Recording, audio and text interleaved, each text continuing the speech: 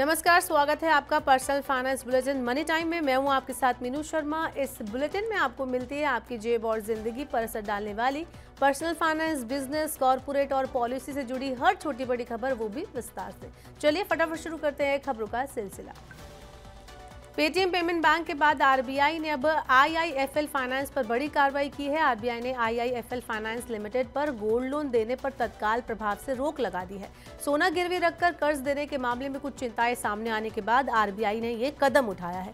Gold loan मंजूर करते समय और डिफॉल्ट पर नीलामी के समय सोने की शुद्धता और शुद्ध वजन की जाँच और सत्यापन के मामले में खामियां पाई गई हैं। ये गतिविधियां ग्राहकों के हितों को प्रभावित करने वाली थी। ग्राहकों के साथ हो रही इस धोखाधड़ी को रोकने के लिए आरबीआई ने कंपनी के खिलाफ सख्त कदम उठाया है। चीनी मिलों के संगठन इस्मा ने कहा है कि चालू मार्केटिंग वर्ष में अब तक देश का चीनी उत्पादन 1.19% घटकर 2 करोड़ 55 लाख टन रहा है। एक साल पहले की समान अवधि में चीनी का उत्पादन 2 करोड़ 58 लाख टन था। चीनी मार्केटिंग वर्ष अक्टूबर से सितंबर तक चलता है। इस्मा ने अपने दूसरे अग्रिम अनुमान में चालू वर्ष में चीनी उत्पादन 10% घटकर 3 करोड़ 30 लाख टन होने का अनुमान जताया है। पिछले साल देश में चीनी का उत्पादन 3 करोड़ 66 लाख टन हुआ था। ग्लोबल रेटिंग एजेंसी मूडीज ने 2024 के लिए भारत की वृद्धि दर के अनुमान को बढ़ाकर 6.8% कर दिया है। इससे पहले रेटिंग एजेंसी ने 2024 में भारतीय अर्थव्यवस्था के 6.1% की दर से बढ़ने का अनुमान लगाया था।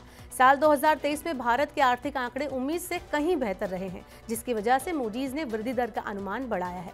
2023 की चौथी तिमाही में भारत की वास्तविक जीडीपी की वृद्धि दर सालाना आधार पर 8.4% रही। सरकार के पूंजीगत व्यय और मजबूत विनिर्माण गतिविधियों ने वृद्धि के मोर्चे पर सार्थक नतीजे दिए। ऑटो कंपनी टाटा मोटर्स अपने कमर्शियल व्हीकल और पैसेंजर व्हीकल कारोबार को अलग करेगी। कंपनी के निदेशक मंडल ने कंपनी को 2 अलग लिस्टेड कंपनियों में बांटने के प्रस्ताव को मंजूरी दे दी है। कमर्शियल वाहन व्यवसाय और उससे संबंधित निवेश को एक इकाई में रखा जाएगा। दूसरी इकाई में पैसेंजर वाहन, इलेक्ट्रिक व्हीकल, जेएलआर सहित यात्री वाहन व्यवसाय और इससे संबंधित निवेश को शामिल किया जाएगा। कारोबार विभाजन को एनसीएलटी व्यवस्था योजना के जरिए लागू किया जाएगा। टाटा मोटर्स लिमिटेड के सभी शेयरधारकों के पास दोनों सूचीबद्ध इकाइयों में समान हिस्सेदारी बनी रहेगी। वैश्विक बाजारों के मजबूत रुख के बीच दिल्ली सराफा बाजार में सोने की कीमत 64,200 रुपये प्रति 10 ग्राम पर अपरिवर्तित रही। चांदी का भाव 200 रुपये की गिरावट के साथ 72,800 रुपये प्रति किलोग्राम रहा। अंतर्राष्ट्रीय बाजार में कॉमेक्स में सोना हाजिर मजबूती के साथ $2,084 प्रति औंस पर रहा। वहीं चांदी गिरावट के साथ $23.09 प्रति औंस पर रही। शेयर बाजारों में उतार चढ़ाव भरे कारोबार में सेंसेक्स और एनएसई निफ्टी रिकॉर्ड स्तर पर बंद हुए। ऊर्जा और बैंक शेयरों में लिवाली से बाजार में लगातार चौथे दिन तेजी बनी रही। सेंसेक्स 66 अंक चढ़कर अपने अब तक के उच्चतम स्तर 73,872 अंक पर बंद हुआ। वहीं निफ्टी 27 अंक की तेजी के साथ रिकॉर्ड स्तर 22,405 अंक पर बंद हुआ। मुख्य रूप से बैंक, ऊर्जा और दवा शेयरों में लिवाली से बाजार में तेजी रही। एआई की वजह से बिजनेस प्रोसेस आउटसोर्सिंग यानी बीपीओ जैसे क्षेत्र में कर्मचारियों के प्रभावित होने का जोखिम सबसे ज्यादा है।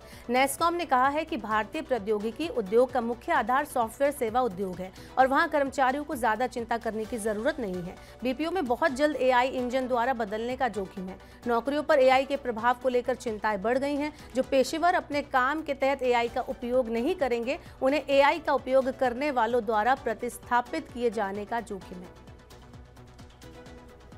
सरकार बैंकों के लिए 5 डे वीक की जल्द घोषणा करने वाली है। बैंक कर्मचारी लंबे समय से इसका इंतजार कर रहे हैं। सरकार के इस फैसले से करीब 15 लाख से ज्यादा बैंक कर्मचारियों को राहत मिलेगी। अंतिम द्विपक्षीय समझौते पर हस्ताक्षर करते हुए बैंक यूनियनों ने 180 दिनों के अंदर 5 डे वीक लागू करने का आग्रह किया था।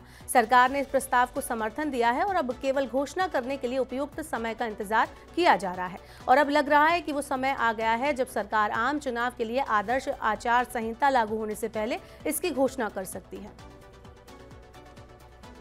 आईपीओ बाजार की गतिविधियों में मार्च में काफी तेजी देखने को मिली। अगले सप्ताह गोपाल स्नैक्स सहित 3 कंपनियों के आईपीओ खुल रहे हैं। इसमें सामूहिक रूप से 1325 करोड़ रुपए की राशि जुटने की उम्मीद है।